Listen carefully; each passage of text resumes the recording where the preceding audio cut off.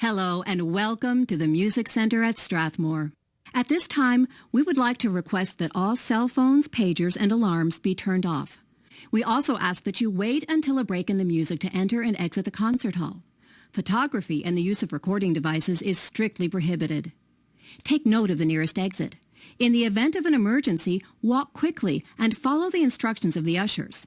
Enjoy the performance, and thank you for visiting the Music Center at Strathmore.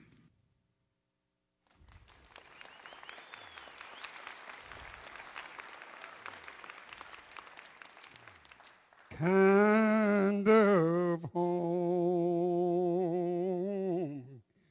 sick for a country to which I never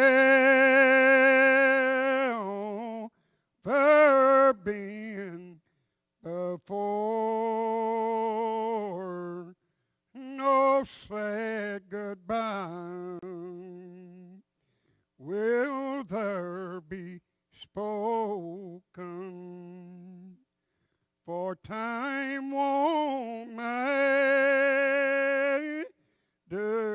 in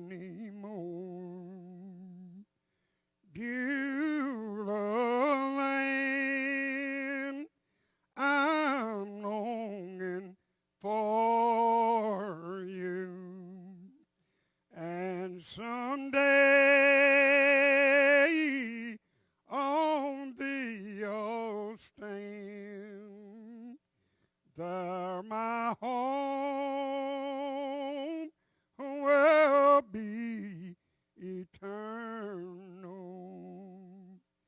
Beulah land, sweet Beulah land.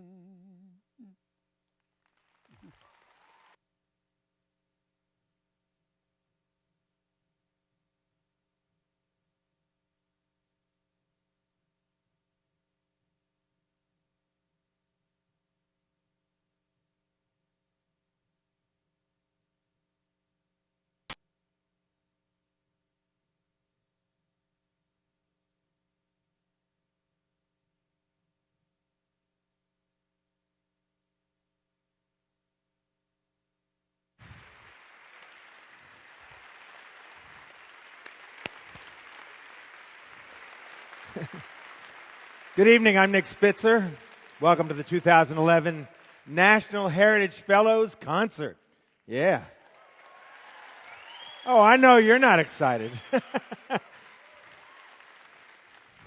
It's my favorite show to do every year. We began in the spirit with a hymn from Frank Newsome, and we'll hear a little more from him later.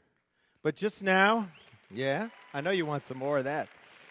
Just now, we've heard also Taiko drumming, led by Roy and PJ Hirabayashi, and they are here with me. Congratulations. And maybe you could just tell us a little bit about your involvement with Taiko. Sure. You know, we started San Jose Taiko in 1973, and it really started because we wanted to do something within the community to bring the youth back to San Jose, Japantown, to be more involved in their cultural activities. And so we started it's really just sort of really informal in that sense. But it grew from a community-based type of activity into a professional touring ensemble from that point. And I like you mentioned Japantown, which that's fairly rare these days, it seems to me. But in San Jose, you had that. And where do you fit in generationally with the folks that have come to America and stayed? We're both third generation, or what we call sansei. So our parents were born here, and our grandparents were born in Japan. Okay. And what about the fourth generation? They're playing now, and actually the fifth generation's already playing. I'm glad to hear that. Now, do you think of Taiko as a music form, martial art? How do you understand what it involves? Yes. Okay. It's a multidisciplinary art form, and I think it just really exudes the energy that really comes as a connection with player and drum and audience or the listener. Right. Well, hang on to that.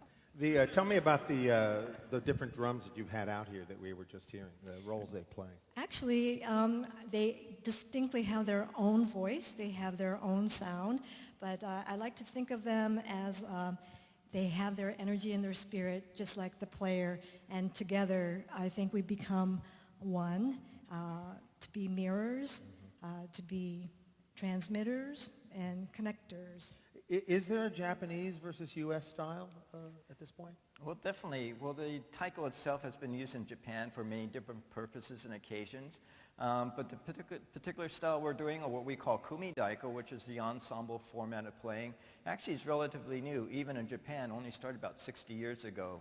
But we've been trying to really incorporate not only what you may hear or traditionally hear in Japan, but really try to create our own sound as a Japanese-American or Asian-American sound.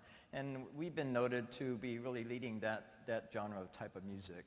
We were talking a little earlier today about some of this, and I had to point out that early surf music, rock and roll, I think listened to Taiko at times because of those thundering drums there, for those big wave curls. You're on the Pacific Rim in California, so. Yes. But do you feel influence from the American music in different ways, and have you influenced it that you know? Definitely. I think we've been trying to incorporate a lot of world musical sounds into our style, and it's been going back and forth, as you say, in different ways. Well, rather than talk about it, let's drum and play about it, okay? You would favor us with another piece here? Definitely. Thank you. All right. Give them a round of applause. Roy and PJ Hirabayashi, Taiko drumming, San Jose, California.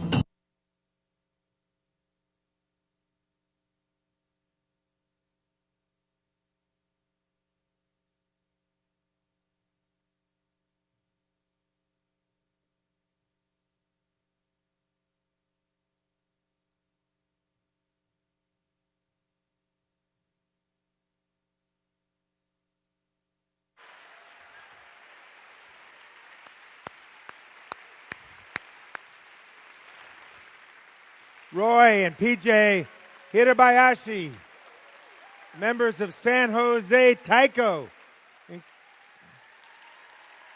including Eureka Chiba, Wisa Uemura, Franco Imperial, and Meg Suzuki.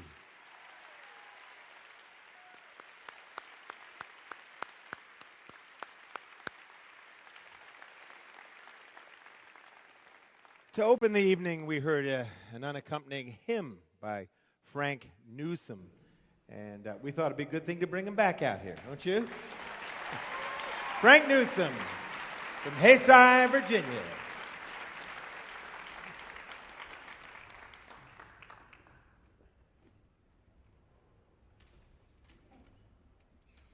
I was riding one day in a quiet countryside. I saw no man a-walking, so I offered him a run. His face was all wrinkled, his hair had turned gray, but these were the word the old man did say. I may look like a beggar, but I'm rich as a king. What I have in my heart, sir, gives me reason to sing. Jesus loved me and saved me, and I can't explain why, for he is the treasure that money can't buy. Just look at my clothes, sir, how you notice they're torn, but how they knew one that it's never been worn. The house that I live in is my home till I die. God imagine in glory that money can't buy.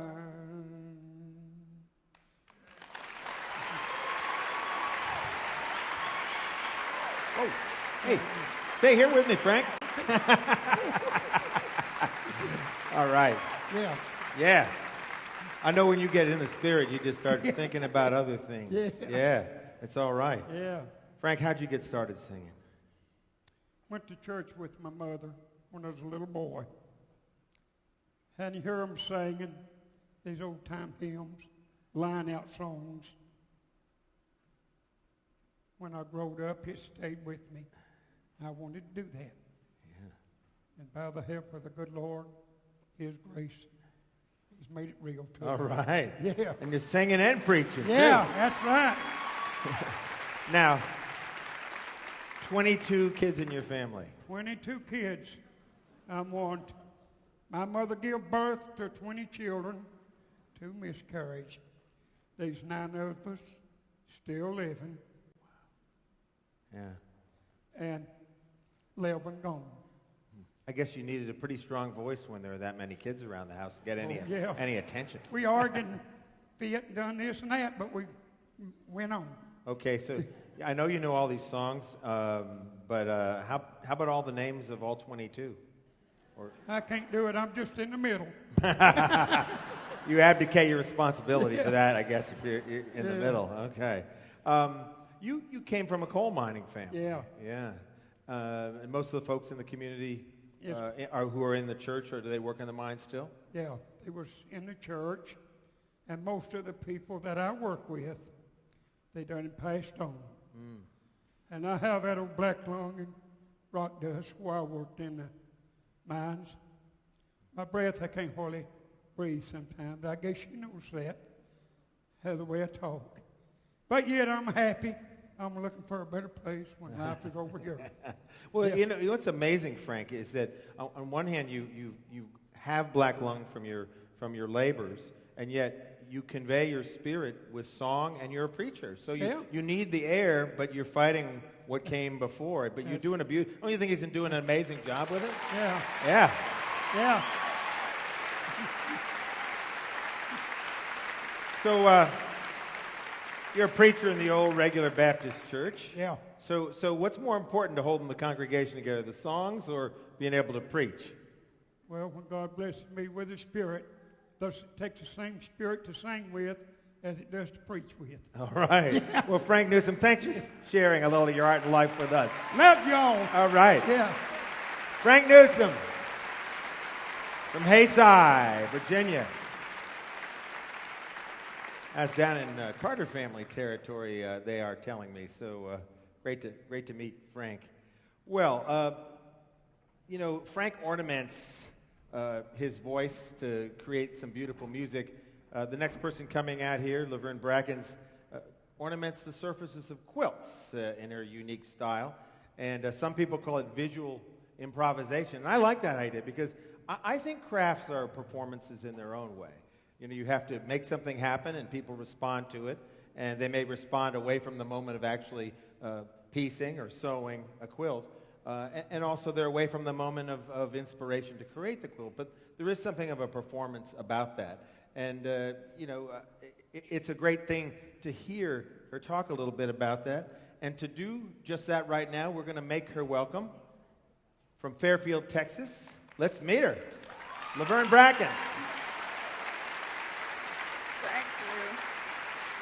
Hello, Miss Laverne. Fine. How are you doing? Yeah.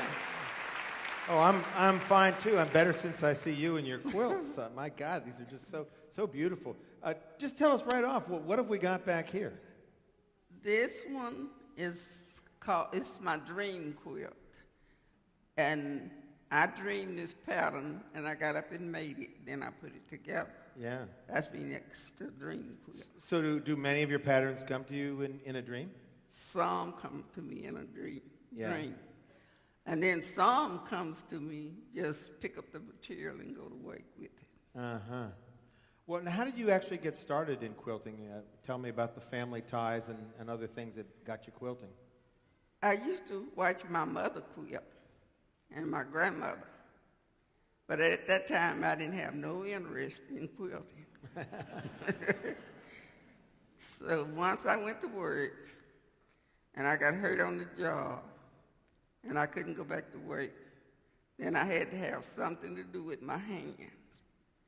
So I found out that quilting was what I could be satisfied with. Mm-hmm. Well, it's great that you've been able to use quilting to lift yourself out of the trouble, and now here you are a National Heritage Awardee, so you lifted yourself way out of the trouble. We should all be able to do that. That's one of the things about this program is it reminds us. Can we look at a square here? Sure. I'll hold it up with you. How about, whoa, I got two. You have two. I do have two. I can see I'm a novice when it comes. I can't even pick up the squares, much less the needle and thread. Okay, so what do we got here? This is a square. Yeah, huh? It has Got 4 that blocks. But to make this square, you got to, first step, you sew your strips together. Okay. If you want to use 2 strips, 3 strips, you sew them together, and then you cut it into squares. And then you got to take those squares and cut them into triangles in order to get this pattern. Mm-hmm. And after you do that, you put 4 of those squares together, and then sew them together, and you'll come out with this pattern. Oh, that's great. Now, this one, what do we call this one? That's a bow tie. Okay. Bow tie pattern. And what's this one? This is an improved bow tie. All right. You see the difference is in here. Yeah. No, I love that. And this is solid. Gotcha. I love it. Over the years, so many museums have collected your quilts. Austin, the Smithsonian out in San Francisco. How does it feel to see your quilts hanging in a museum instead of on a bed in someone's house? Oh, I love to see them hanging. Do you? I would even love to see one hanging in your house. Oh, well. I'll be honest with you. I actually had that thought, and we knew we'll work out a deal. But tell me about you. How many quilts do you think you've made over the years? Well, one of my daughters is doing the documentary on my quilts. She says 3,000. Wow. But I have about 150 at home. No kidding. 3,000. And how do you when you the quilts? I mean, in your family, who gets them? I mean, you've got a pretty big family, as I recall. Oh, I've gave every child of mine, every grandchild, a quilt. Yeah. And I have 56 grandchildren, great-grandchildren, great-grandchildren, and great-great-grandchildren, and children. I can see how you can run up the numbers on the quilts. Yeah. But still, to go from 58 to 3,000, that's another whole stretch. Yeah. Well, see, I use quilts for gifts. I use quilts like an organization is raising funds for something. I'll give them a quilt because I don't have the money, and I'll let them auction that quilt, and the quilt goes, the money goes into that organization. Yeah, that's just basic community trading life, and obviously they value the quilts, and so they put out the money, and that's a wonderful thing. Well, I want to thank you so much for sharing your time. Give her a round of applause. Laverne Brackens.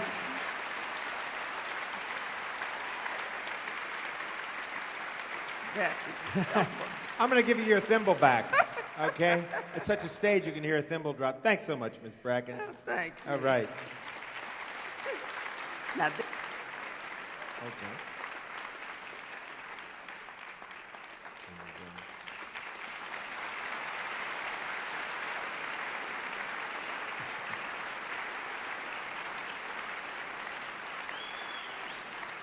No, I said this is my favorite show of the year, and I'm always cranking out these American Roots radio programs. I know some of you hear them, and I love that. But this is live with all the great folks, and it's so much fun. And so I get special pleasure now because I'm going to bring out somebody that's an old friend of mine. I think we've been working together on and off for almost 25 years now. Someone from close to home here. Warner Williams, a musician in the songster tradition. That's before the blues, but don't worry, he plays some blues, as I think you know. You might hear him playing some Tin Pan Alley music, a little bit of ragtime. This afternoon during rehearsal break, he was playing hymns at the piano. He comes from a musical family. I've had the enjoyment of working with him at Carnegie Hall, Wolf Trap. I've seen him on the street corners of D.C. I've been out with him to the country juke joints, black and white and mixed and everything together, and that's what Warner does. He kind of mingles it together. I've called him a musical almanac, and it's hard to present you Warner Williams in 2 or 3 songs, but we're going to try for it. But before we do it, here he comes. Hello, Warner. All right. Always looking good, Warner. Yeah, thank you. Yeah. I feel good. You feel good? Well, Yeah. if you feel good, I feel good. And I see you got your heritage pin on the tie, and you got your horse on top of your cowboy hat. Mm-hmm. Now, tell them where you grew up, Warner. Tacoma Park, Maryland. It's funny to just say that around here. But what did you do as a kid in Tacoma Park? What kind of life did you lead with the family? What was going on? Well, we rode bicycles, did everything. Yeah? What about the vegetables, the gardens? Oh, yeah, my dad had all that. Mm-hmm. Yeah? Yeah, I had to work it. You picked a few tomatoes and corn in your day? Right. Yeah? You milk any cows? Cows and everything. Yeah? You had all the pigs, the cows? We had cows, but I didn't milk them. Oh, no? I tried, but I didn't know what to do. Well, not everyone can be a dairyman, you know. Too young. Well, too young. I'd rather play the blues than milk cows myself. So I thought you may have made the right choice. And now you're living up near Olney, right? Right. Out in the countryside there, Mount Zion Road. Right. So you stayed not too far from the home place. Right. Tell me about the music in your family. Who played music? My daddy was a fiddle player and piano and guitar. Everybody in the family played, but I picked mine by year. Yeah, it gave you a sense. But I know you, in addition to the house parties at home and family music, you used to come down into D.C. and hang out a little bit, Right, I used too. to play on the streets down in D.C. Yeah, you pick up a little bit of music from the jazz world, and the pop world. Mm-hmm. Yeah.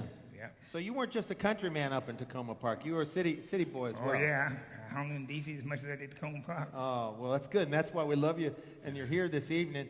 And, you know, I got to mention one other thing. Warner's a survivor who knows how to live off the land. He drove a truck for almost 30 years for the National Capital Region Parks.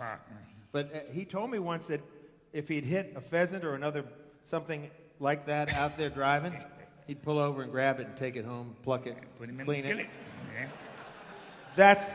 That's the household economy, that goes with the music. I love that. Well, Warner, you made it to 83. You must have been doing something right. 81, you sound so 81. good. Oh, 81? Yeah. Oh, I don't mean to tip you too digits. Sorry about that. and he's here. Would you like to hear him play? I'm sure. That's what he's here for. Why don't you have a seat, Warner, get with your guitar there. Right around the corner there. And let's bring out Warner's sidekick, friend, helper, man for all seasons on harmonica, Jay Summerhour. Warner Williams and Jay Summerhour.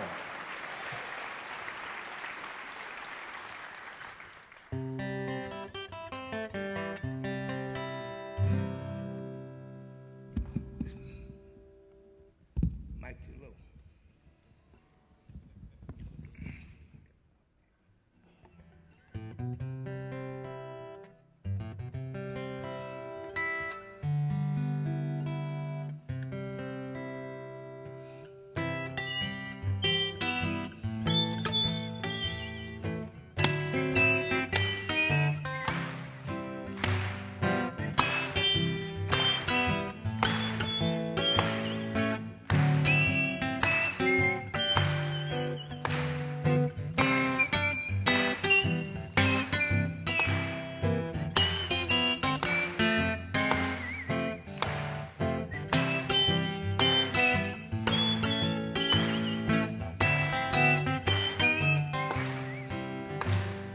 Bring it on down to my house, baby.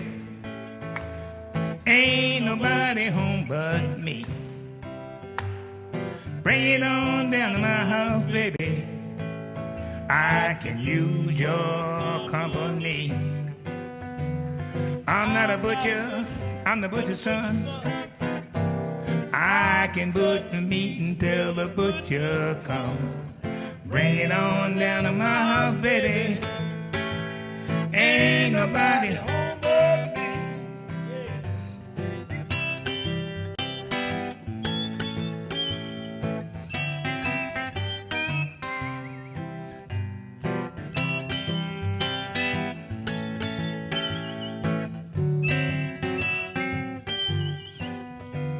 Some like 'em hot, some like 'em cold.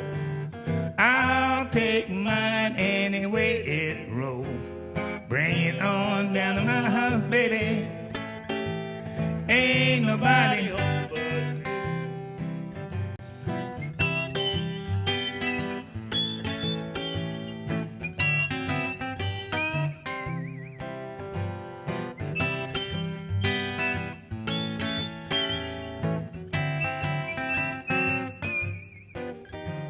The bread is in the stove, baking nice and brown. Take a good mama to turn my damper down. Bring it on down to my house, baby. Ain't nobody home but me.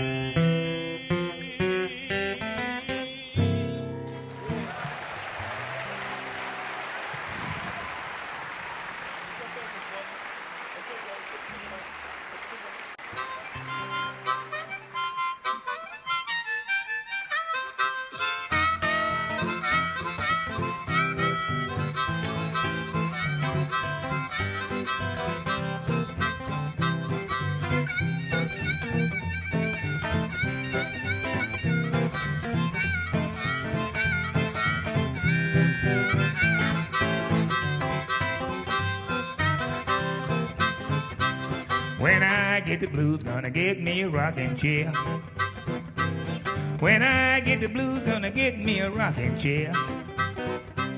I wanna rock, rock, mama, gonna rock on away from here. I got the blues so bad till it hurts my feet to walk. I got the blues so bad till it hurts my feet to walk. Got the blues so bad till it hurts my tongue to talk.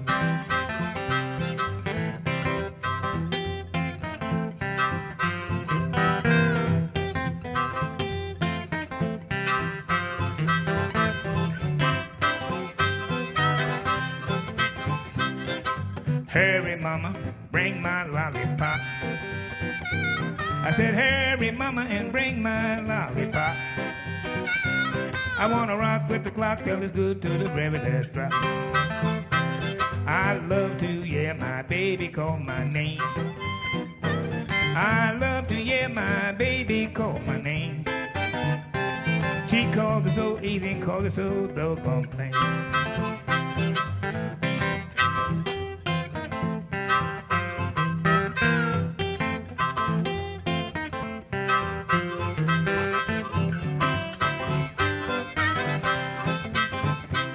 When I get the blues, gonna get me a rocking chair. When I get the blues, gonna get me a rocking chair. I wanna rock, rock, mama, gonna rock on away from here.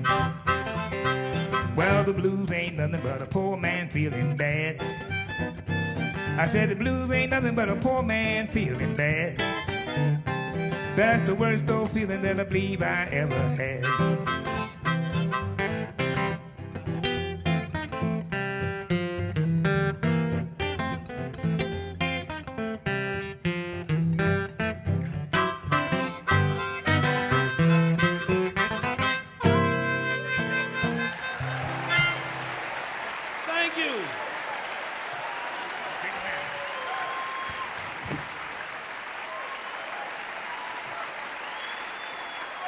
Warner Williams, Jay Summerhour, the guitar man, Warner Williams, playing for the home team here.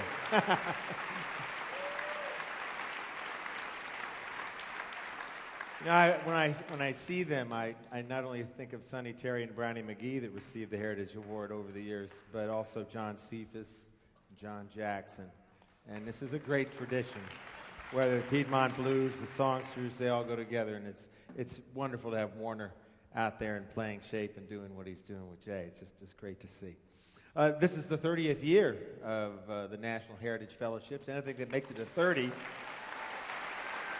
these days in the cultural and political arena deserves special credit. The National Endowment for the Arts since 2000 has given a special award named after Bess Lomax Hawes. I know some of you knew her. She was the director of the Folk and Traditional Arts program for many years at the NEA, and really created this program and used to talk about the value of having cultural ideals to look at in American regions and people and the vernacular worlds that we appreciate. And she also thought it was appropriate eventually to try to honor some of the people that were active as documentarians and folklorists, as she had been, of course, as her brother, and then the family had gone forward.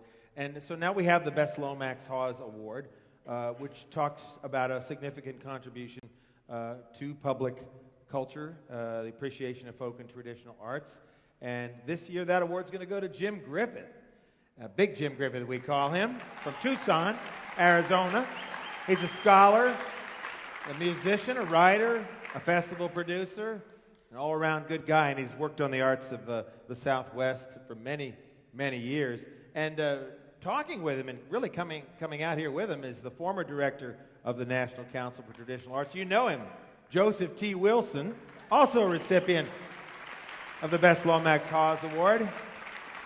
I'm going to keep an eye on them. I don't want them sneaking up on me from behind. I don't know what they might do. So let's hear what they have to say. Let me shake their hands. How you doing, Big Jim? I'm doing pretty well, thank you. Good to see you. All right. Joe Wilson? Good to see you. I'm going to pass it on to you. All right. Make them welcome one more time. Jim Griffith and Joe Wilson. Talk it over for a minute.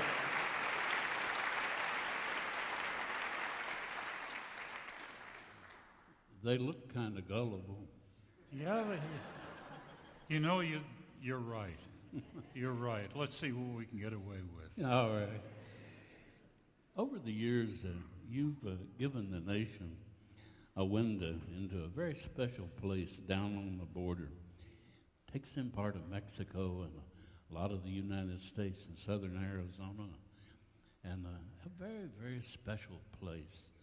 You've done it with books and films, and there's some people there that you gave us a look at, like it was an old cowboy from skinny as he could be. He was from Clay Springs, Arizona. That would be old Van Holyoke. Yeah, Van, I think he knew more cowboy songs than there were in the world. And he did not have much of a singing voice, and that didn't bother him a bit. And he did not have a very strong relationship with melody either. But as his wife Jean said, you can always tell the difference between when Van is singing and when he's talking. And he once drove from Clay Springs, Arizona, up to the southernmost Mormon temple in Utah with his wife and family in the pickup, and sang all the way and didn't repeat himself once. My goodness, he knew the songs, and he was aware that he was not of operatic quality. And as I say, this didn't bother him. He once told me, Jim, he said, I think everybody should sing all the time. He said, now, if the Lord blessed you with a beautiful singing voice, there's no better way to say thank you. And if he never, it's a good way to get even.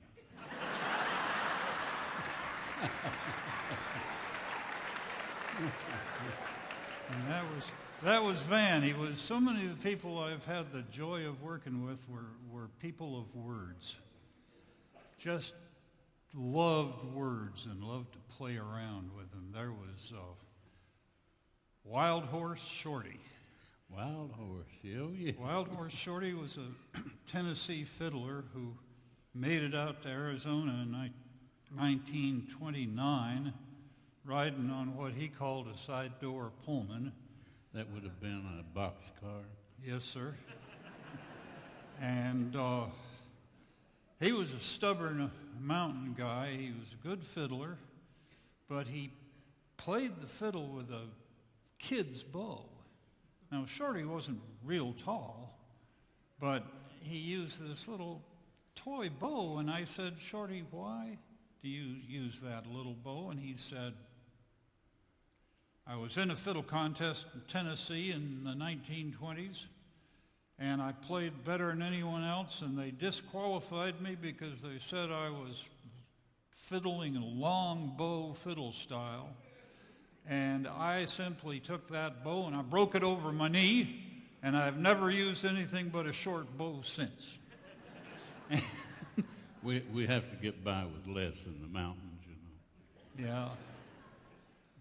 So there's just all sorts of wonderful, wonderful people. There's a sizable African-American community in southern Arizona. There are Tahano'atam, who are the first folks who've been there, who are still there. There are the Yaquis. Tell us about the Yaquis. Well, the Yaquis also a stubborn group, and the Yaquis were having a wrestling match in the 1890s with the Mexican government. They lived in Sonora, across the line. And the Mexican government decided that the best way to solve what it called the Yaqui problem would be to exterminate the Yaquis. And they worked pretty hard at it. And many Yaquis who did not wish to be exterminated came across the border and settled in communities and brought with them an absolutely beautiful ceremonial system and fiddle tunes and fiddle and harp music that they started playing in the 17th century. And as Joe pointed out to me, they aren't the last and probably not the first people who came into Arizona because things were absolutely intolerable somewhere else, or who came into the United States for that reason.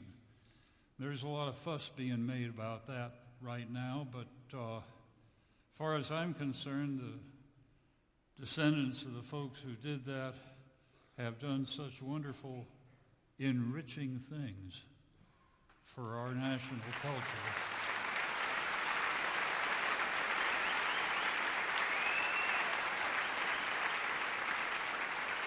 And I think, Joe, you've had done good work here. Joe, I wish you wouldn't use that word, work. You know it's a 4-letter word. I know it. And there's a 3-letter word that I'd much rather use, and that's fun. It may be work, but Lord knows it's fun. And yeah, on that note, fun, work and fun. Let's give them around here, Big Jim Griffith. I see them sharpening their hooks. Joseph D. Wilson.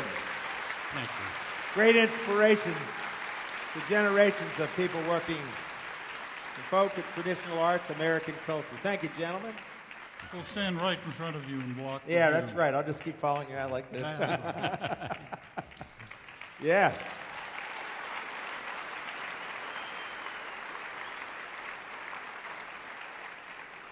I think everybody here is aware of Carnival. Is that true? Mardi Gras Carnival. You've heard of it, right? I know this isn't that much of a Mardi Gras town, but there are little bits and pieces here from the West Indies and West Africa, and sometimes on the Smithsonian Mall Folklife Festival, get some Cajuns or, a little bit of New Orleans happening, and tonight as well in a different way. Not everyone knows, though, that Carnival actually involves hard work. In Brazil, the samba schools prepare for almost a year to get their dances together, to get their costumes together, to get their music together. And at the heart of the samba schools is a concern for rhythm, and at the center of rhythm is an instrument that carries it all, the pandeiro. And the acknowledged master of the pandeiro is here tonight. His name is Carlinhos Pandeiro de Ouro. That means the golden pandeiro. Make him welcome from Los Angeles, California. Thank you. All right, senor. Thank you very much. Yeah. Well, in deference to me, vamos en inglés, okay? Go ahead. You look pretty smashing, man. Whoa! Thank you. You were born Carlinhos de Oliveira. How did you get to be the Pandeiro de Ouro? Okay, first of all, I born in Rio de Janeiro, Brazil. Mm-hmm. And I started to play the pandeiro was 7 years old. Mm-hmm. And from that, I never stopped. I have 16 years, that baby in my hands. Yeah. Now, before we move on to that baby, I was going to ask you about your little man here on the stick. Yeah, this is my protect. Yeah, this called Seu Zé Filintra de Oliveira. Uh-huh. It's a protect. That man became very famous. I don't know if you guys saw Zé Carioca on the auditions. They made Zé Carioca. That's the main, the inspiration for, give inspiration to make the cartoons about the pirates. No, I've seen some of those. And we'll respect him. We won't take him away. We'll just leave him be for now. No.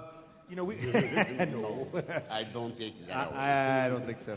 We talked a little bit about the world in Louisiana. We say Creole. In Spanish, they say criollo. And in Portuguese, crioulo. Crioula. That's from Africa, from Brazil too. This is very, very important. I think everybody don't have to worry about the color. Yeah. Everybody's a human being. Everybody's have the same color. Right. Thank you. So in Portuguese, the word you use is, when we say mix, we say... Mixtura. Mensaje, tell me one more time. About what? In Portuguese. Mistura. Mistura. We were talking about the mix of music, not Yeah. so much the mix of color, but the mix of music Yes. and in food Yes. And in religion, the minglings of Africa and Europe that create the new culture of Brazil. Yes, my grandmother came from Portugal, Uh-huh. Ilha da Madeira. My grandfather came from Africa, Yeah, Angola. right. I born in Brazil. Yeah. And you're looking at me with blue-green eyes. Oh, yeah. Oh, yeah. Let's talk a little bit about the instrument that you've mastered here. You want to put the stick aside so you can play? Excuse me? Okay. Yeah, okay. I could have done that, but, you know. Okay, so I don't want to hit his face. Yeah. I told him the president takes a beating, but for a good cause. I just go beat at the sides for him to hear whatever it is. Okay? Okay, so give us a little rhythmic tour of the pandeiro.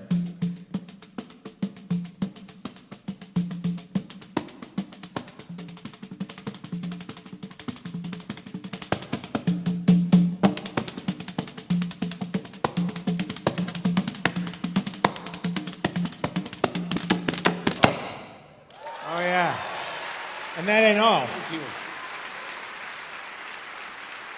Now I know why you're the golden pandeiro, but would you do my favorite thing, the press roll? This is right up there in my estimation with the moonwalk. The press roll? The finger press roll. Yeah.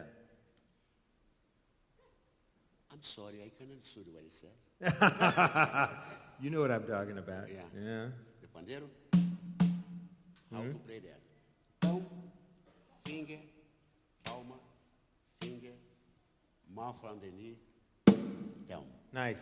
That's samba is in 2 and 1 or 1, 2. That's why we have to muffle underneath to change the picture. I get that the baby was 7 years old in 1966, August 15, 1966. I get two golden tambourine and the contests in Brazil. There's about 5,000 people try to get the golden. I'm not supposed to go over there to get it, to participation because I thought that the contest is for amateur.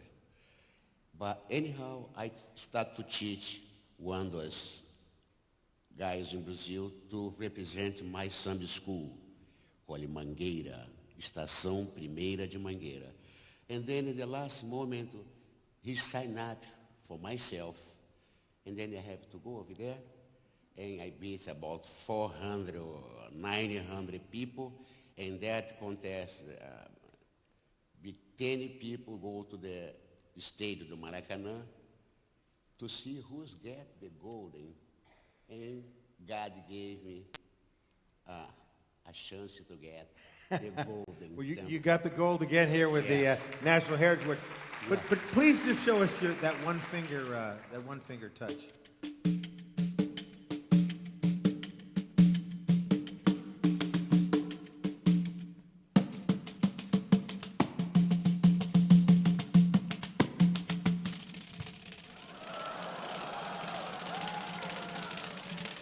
Yeah.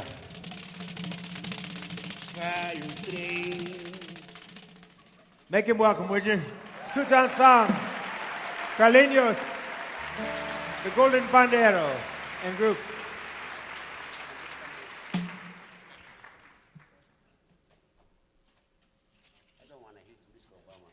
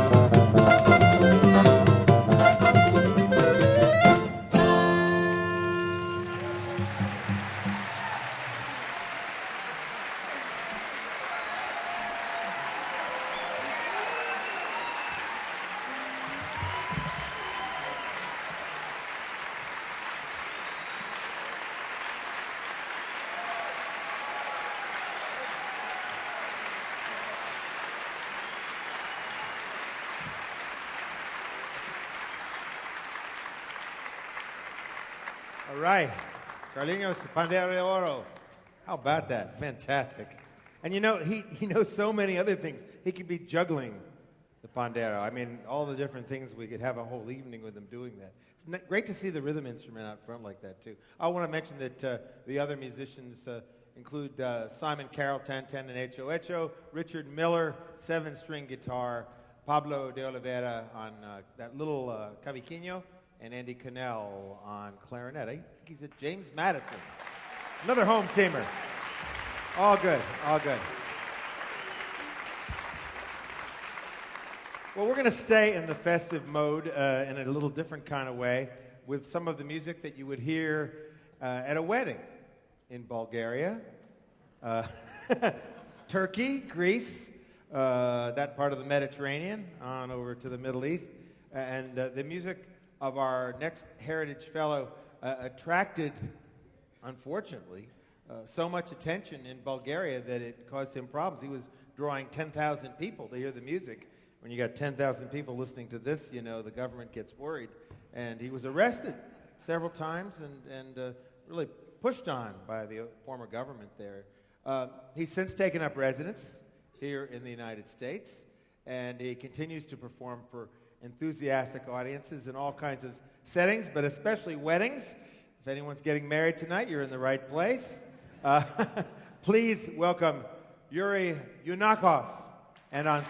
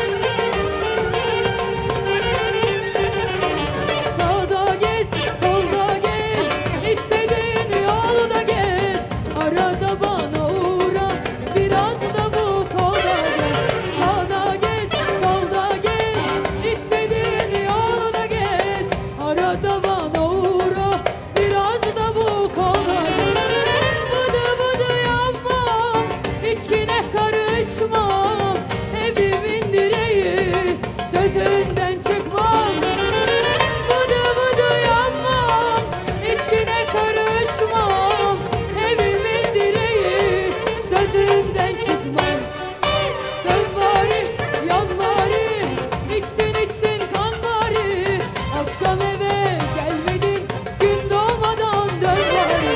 Dön bari, yan bari, içtin kan bari.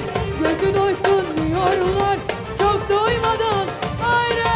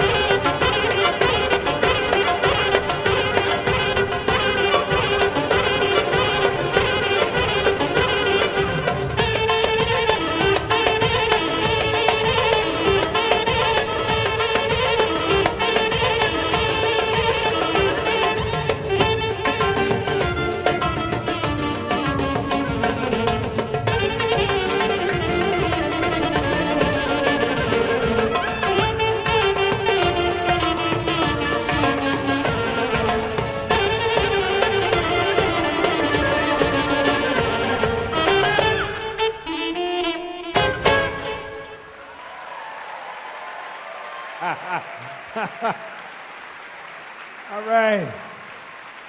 Yuri Yunakov. Yuri Yunakov and ensemble. How about it?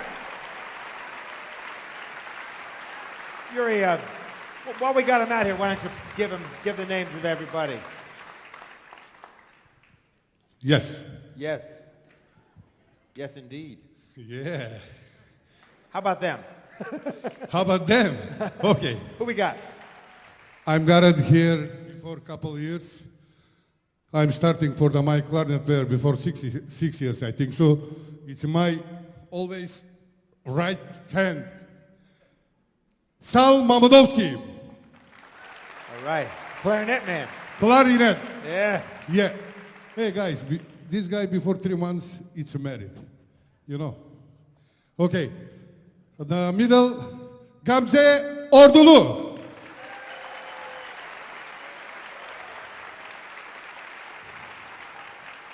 Sorry. Just watch, don't touch. 2 months, married. Before 2 months. All right. Yeah? On the my right side again, my good friends, Anish Ikhun, Darbuka player. Yeah. This beautiful guy from Albania, Albert Ibrahimi, keyboard. Right. Fantastic. Now, I got to ask you, who played at her wedding? Who played on the wedding? Yeah, who played? Anybody, everybody. Any weeks, 2-3 wedding party have these people.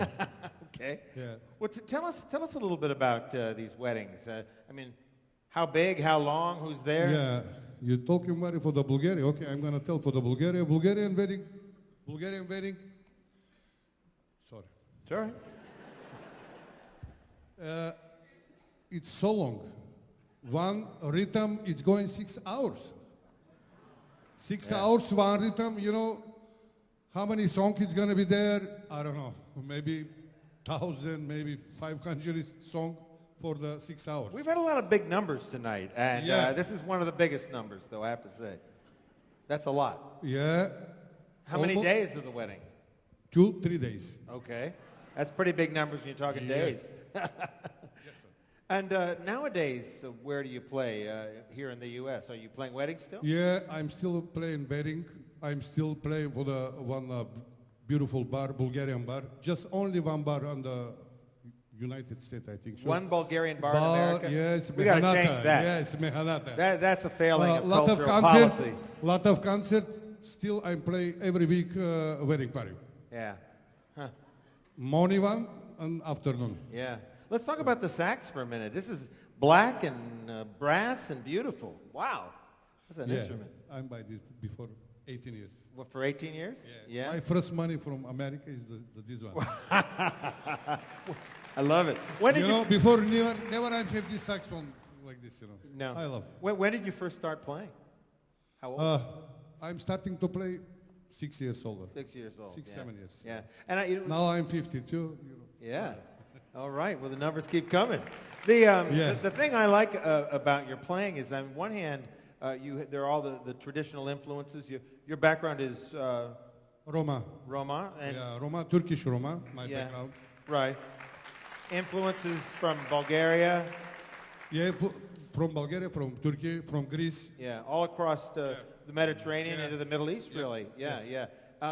But we hear those tune influences, but I also hear some sort of jazz and rock and roll chops in there, too. Oh, yes. Oh, yes, I do. Well, yeah. I love rock. I love any... listen, I love any good music. There you go. To play good music, You got it, my brother. No complaints from me. No, any music is good from good musician. Yeah. Sorry. All right. We'll make him welcome one more time by saying goodbye to Yuri Yunakov and the ensemble. If you're ready for that Bulgarian wedding or Turkish Rom wedding, you know where to go. Our National Heritage Fellow might be willing to accommodate you as long as it lasts 2 or 3 days and you're ready to have about a 6-hour dance each time. How about that? All right. In 1990, Ledward Kaapana went on a musical tour, now legendary, called Masters of the Steel String Guitar. Some of you might have gone to that. It went all over America. It was underwritten by the NEA, thank you, and produced by the National Council for the Traditional Arts, Joe Wilson. It ran the gamut from jazz to old-time country, blues, Hawaiian, a little bit of all that could be gotten in a tour evening. And the Hawaiian performer was Ledward Kaapana, and he certainly ranks among the greatest of Hawaiian slack key guitarists. We worked with him at Wolf Trap and at Carnegie Hall, and it's so great to have him back out here. He also plays the ukulele, but tonight's the night of the Hawaiian slack key guitar. Make him welcome, if you would, please, Ledward Kaapana.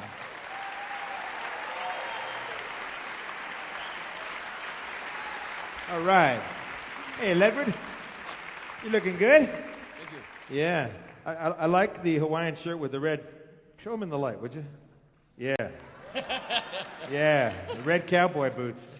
I know there's a few Hawaiian cowboys. What do they call the Hawaiian cowboys? Paniolos. Yeah, from like Spanish, the Españoles. Paniolos. Yes. Beautiful. Paniolo is in Hawaiian, Yeah. Now tell me about the way the slack key sound came about. What does it come from? The Spanish cowboys or Mexican cowboys came to the big island of Hawaii to help the Hawaiians upgrade the industry of cattle. Mm-hmm. And when they came, they brought the guitars. Oh. And so when they left some of the guitars back, and the Hawaiians created their own tuning. Yeah. And what they did, they retuned the guitar, they select the strings, and that's how they played the kihualo or Hawaiian slack key. Yeah. And in your own family, there were a lot of musicians. Tell me about growing up in the family and what they did. Well, we live in Kaapana, and I laugh about my family too. Well, there's about 11 of us living in the house with 2 bedrooms and a kitchen. And sometimes we have to sleep in the yard because there's not enough room for all of us. Climate's pretty good, though, in Hawaii. It is. Yeah. It is. And we had just one ukulele and one guitar, and, all of us, and we're trying to fight for the guitars and ukulele. Yeah. Next thing you know, I have the neck of the ukulele, and my brother have the back part. And then you had the neck of your brother, and then... That was the end of my career. We had to use the broom to play, But you slacken the key and loosen the key, and I do like the tuning I'm using tonight. We call this the Taropets tuning, but actually what it is just a G major chord. I know that G major chord, but I know you go well beyond it. But one of the things that has always intrigued me is that American country music in the 20s and 30s heard the Hawaiian sound and began to incorporate a little of that, and then eventually the steel, and vice versa. Some of that went back to Hawaii, and people were interested. Like when I first started playing slacky, I used to listen to the Ventures and country music, and I used to kind of mix it up with the Hawaiian music. Yeah. With the slacky. Yeah. And my dad used to say, "Hey, what you doing?"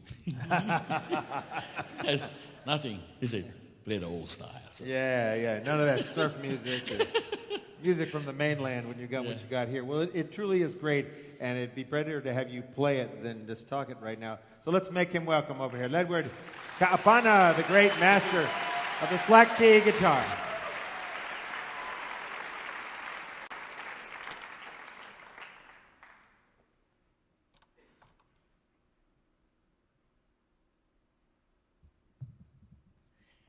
So quiet.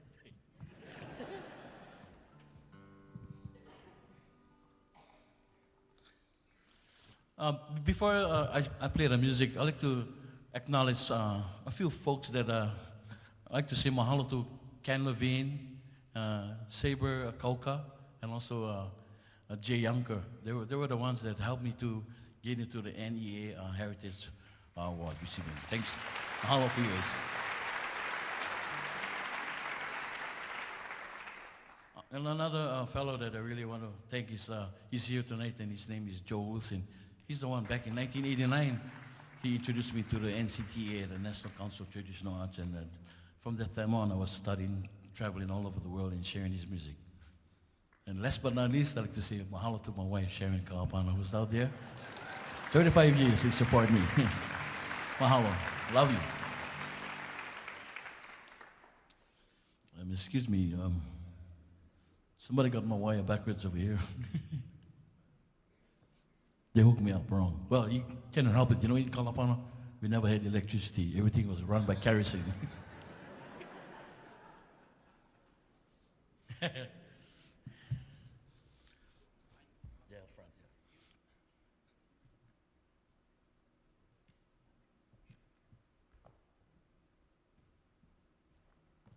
Okay.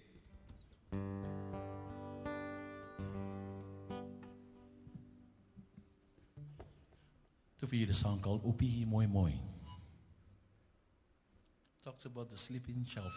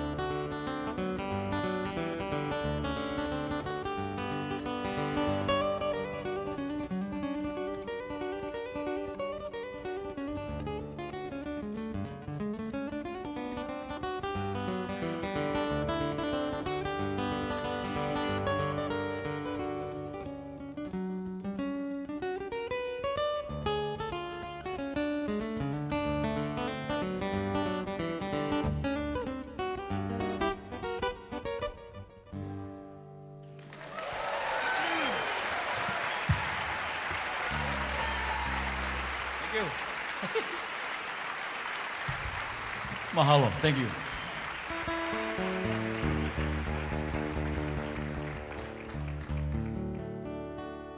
I dedicate this song to all the folks back in Hawaii, all my late heads, all my family, and to all of you here. Thank you. Mahalo. Thank you to the beautiful island of Molokai.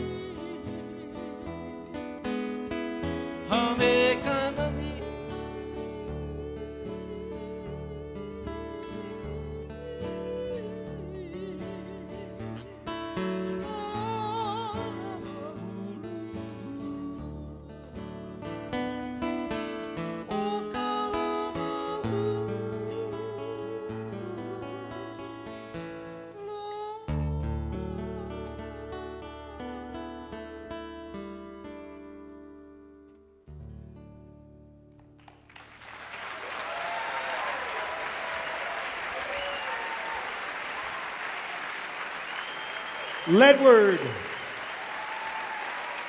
Kaapana. He's got a lot of fans here everywhere he goes. The fans are called Leadheads. I kid you not. They got shirts to prove it. Well, as we come to our final artist, it's time to thank a few folks. Right here at Strathmore Hall, we want to thank them for giving us a beautiful experience, the Music Center at Strathmore. It sounds so good. The crew is great. Everybody's been so helpful making it happen. They make you all look so good. Of course, you're in the dark, but nonetheless, you look wonderful, and that's part of their art. National Council for Traditional Arts, especially our program producer, Madeline Ramez. Wow. Those are the Mad Heads. Better get some shirts. And the executive director, Julia Olin from NCTA. The director of the concert is P.D. McNevich. Keeps us all on track for the show. And our sign language interpreter is Miyako Villanueva. I like to see her sign her own name, you know. The media sponsors WAMU-FM, and they will broadcast this show during Thanksgiving on American Roots. So I hope you tune in. And it'll be heard nationwide as well. And I'd be remiss if I didn't thank all the good folks down at Tulane University in New Orleans who give me a pretty easy reins to come here and do this and do American Roots and everything else that I get to do. We're going to move down to New Orleans now, as a matter of fact, the place I call home. And, you know, we heard a little of that great carnival sound from Brazil, and now we're going to give you a taste of New Orleans carnival. We call it Mardi Gras, and the style of the music and performance from the Crescent City. For more than 45 years, Bo Dollis has been coming out masking Indian in his suit, singing and chanting on occasions like St. Joseph's Eve. It's a special one, usually in the middle of Lent. Super Sunday, they call it. NFL got nothing on this, let me tell you. And, of course, Mardi Gras Day, Carnival Day, when it all happens. And as with the Brazilian carnival, enormous work goes in, sewing the suits, as they're called. And in this case, Bo has made himself known as a great sewer of suits and a singer of songs. And his beloved Mardi Gras Indian tribes, the Wild Magnolias, and Bo and others have influenced music in popular worlds from the Dixie Cups to the Neville Brothers and beyond. And it's just a great thing to think about his legacy. Unfortunately, due to illness, Bo can't be here tonight. I know. But we're going to wish him well by welcoming his wife Rita and Bo Dollis Jr. with the Wild Magnolias. Give him a big round.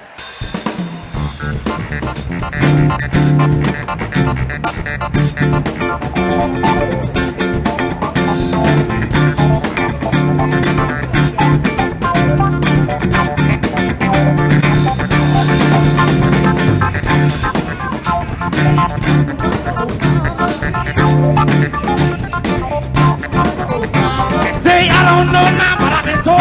I don't want to know, mama. I don't want to know, mama.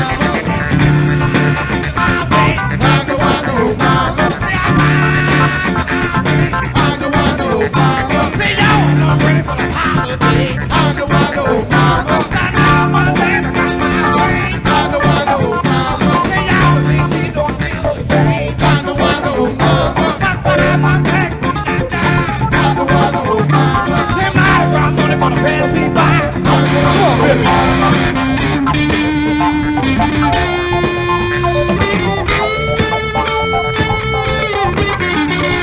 I need somebody to bring the feet, y'all. Come on, y'all, stand up for me. Look it up.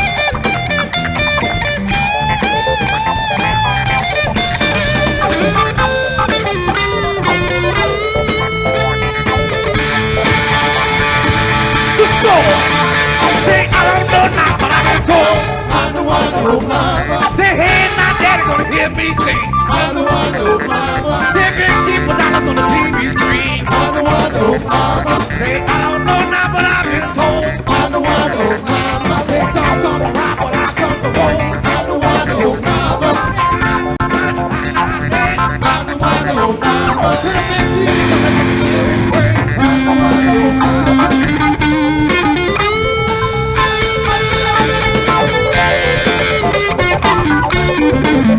Somebody do it good, somebody scream!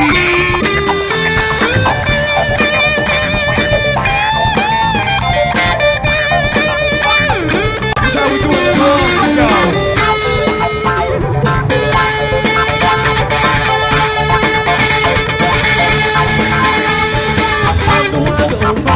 Let me hear everybody sing it one time. One more time, come on. I'm the one who mama. Say I'm the one who I'm the one who mama. Say put your hands in the air. I'm the one who mama. I said put them on y'all, put them on. I'm the one who mama. With a wild man from New Orleans. I'm the one who mama.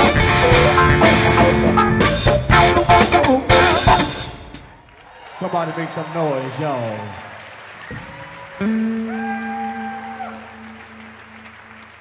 All right. Wow.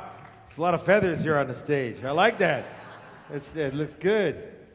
How you doing this evening? Doing great. I'm so glad to have you here both. both of you and everybody. Tell me a little bit about the suits here. We see the feathers, the beads. Well, the suits are made every year, and each person makes their own suits. Now, this is one time out the year you can see a man sitting down at a sewing machine. And we sit down, we sew all year long. All these beads are put on one by one every year. So you got to think about it. We put them on in February. We start back sewing 2 more weeks, and we start for the next February. Yeah. And a lot of us have holes in our fingers. I ain't going to show you my hands, from them needles. But this is the one time you can see each person makes their own Indian suit. Yeah. All right. What's so unique?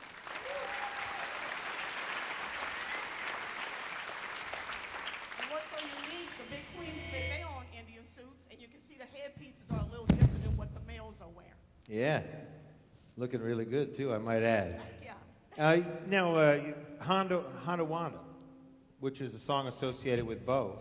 And I have to say, when I first heard that, I assumed this has got to be a part of the Mardi Gras Indian language or Creole or West African influence. Tell them. No, it wasn't. Oh, yeah? The man in the purple suit was the answer. Well, my dad first came with a CD, with his first album, I'm sorry, because CDs wasn't out then. They told him, well, look, we need you to make your own song. So my dad had a Honda car. Honda Wanda. Yeah, Honda Wanda. So he sat down with Honda Wanda. And they got a beat. It came to one little groove and came to be history. Well, that's what I like about the Indians. Woo! Using everything around them to make something new, the creative tradition. How far back in your family does it go? To my dad. Yeah. Because my dad was not supposed to mass Indian. My dad snuck in mass Indian. Okay. Because his next door neighbor massed Indian, and my dad put on an Indian suit, and his dad was coming up the street, and he got busted. Yeah. He got a whipping, but he still kept massing Indian. Yeah, he must have wanted to do it. And the Indian tradition goes back into the 19th century. Well, before then, because we couldn't, African Americans couldn't go on St. Charles, we couldn't go on Canal Street, so uptown. We couldn't do none of that, so we stayed on Jackson and Claiborne. Right. And that was our area. So Mardi Gras Indian started because some older people couldn't get off their porch. So we brought the Mardi Gras to them. Yeah. And still today, Mardi Gras, right after Katrina, one of the real signs of life in New Orleans was the return of the Indians, and they make it on the front page of the paper here in town. After Katrina, that's my favorite Mardi Gras. Yeah. Oh, yeah. That was the spirit Mardi Gras. I can admit, I cried. Because I saw some people, because we stayed in Florida, and we made Indian suits in Florida. Then we had to get a U-Haul and come all the way back to New Orleans. My mom had sticks that said, "We love New Orleans," and I'm back. And everybody started crying because they thinking we wasn't coming back. And that's one of the best Mardi Gras we have ever had. Yeah. Well, we're going to keep your daddy in mind, aren't we? Thank you. And we're so happy you're here. Thank you. And let's give him a round of applause. Peter Montana. Peter Dollis. Thank you. Thank you. Dollis Jr. Come on, y'all. Somebody get up on your feet, fucker. Down in New Orleans, we don't sit down. Indians, here they come. So I need somebody to get up on your feet, y'all. Indians, here they come. Indians, here they come. Say Mardi Gras morning won't be long. Indians, here they come. Now where my brother gonna carry on? Indians, here they come. Down there, go down with my name. Indians, here they come. They big $4 in the Hall of Fame. Indians, here they come. They head my daddy, don't you cry. Indians, here they come. Got carry your name to the Hall of Fame. Indians, here they come. My flag is big night. Indians, here they come. Then the whole thing coming over Alabama. Indians, here they come. They get down, here they come. Indians, here they come. They nobody around. Indians, here they come. They get down, here they come. Indians, here they come. Somebody make some noise one time, y'all. Yeah, I know y'all can do better than that. Somebody make some noise, y'all. Well, Magnolias. Bo Dollis Jr., Rita Dollis, the whole crew. And would you like to give one more round of applause for the 2011 National Endowment for the Arts National Heritage Fellows? If so, from Fairfield, Texas, Laverne Brackens.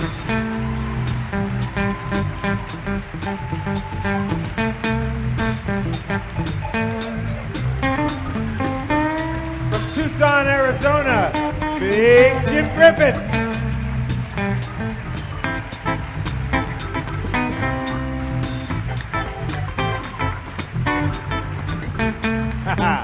Laissez le bon tout rouler, Jim. From San Jose, California, Roy and PJ Hirabayashi.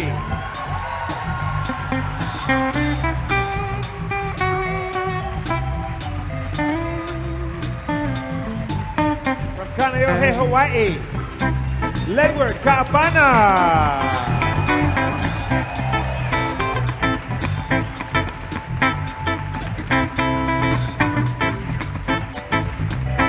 Hayside, Virginia, Frank Newsome.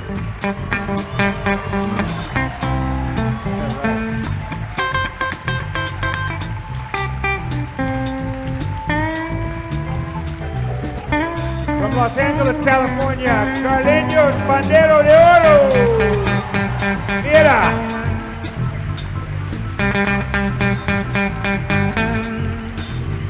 From right nearby in Gaithersburg, Maryland, Warner Williams.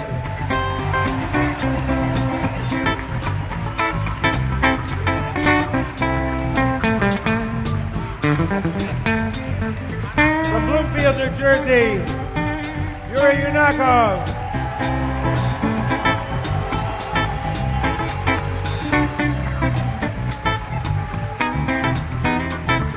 And from New Orleans, Louisiana, finally, Dollis.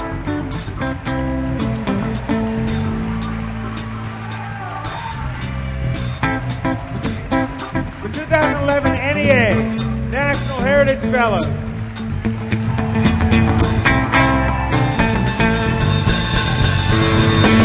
Get down to this song, throw your hands in the air. Get down to this song, I said throw your hands in the air. Get down to this song, with a wild man, know you're from New Orleans. Get down to this song, they got the rope and they're gonna make you free. Get down to this song, way I don't know now, but I'm so. Get down to this song, they don't like the rock, but I like the roll. Get down to this song, there's nobody here, there's nobody around. When down to this song, say I'm feeling good and I'm feeling fine. When down to this song, say I'm feeling good and I'm feeling fine. When down to this song, that a whole thing coming to blow your mind. When down to this song, say Mardi Gras in New Orleans. When down to this song, say Jack and Bob and they're gonna make them free. When down to this song, say fire, what I say. When down to this song, say fire, what I say. When down to this song.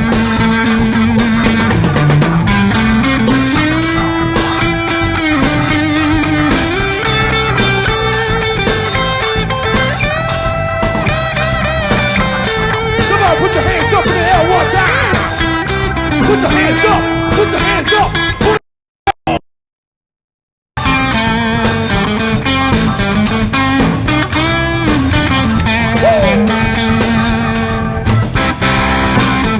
Hey, I'm feeling good and I'm feeling fine.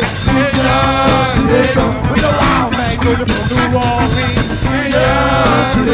They hit my daddy in your screen. Hey, now y'all, tell me how y'all feel. Hey, now y'all, just feel your feel. We jumping that morning, no. Come on, Billy, take me home. You got it.